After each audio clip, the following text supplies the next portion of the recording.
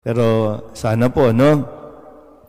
Mapagnilayan natin na ginugusto natin at ikinasisiya natin na tayo po ay nasa simbahan, nakikiisa sa pagdiriwang, masayang nakikiisa sa misa, kusang loob na pumupunta at tumatanggap ng imbitasyon ng Diyos. Kusa, kasi mahirap po na pinipilit tayo at hindi tayo dapat, no, para bang nagpapapilit pa ng todo.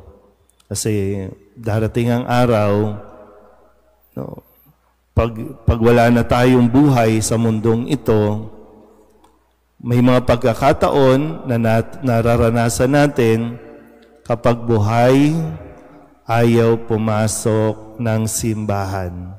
O nung nabubuhay, ayaw pumasok, ayaw magsimba.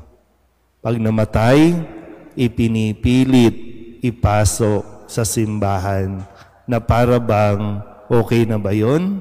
Pasok na ba siya sa langit dahil naipasok siya sa misa?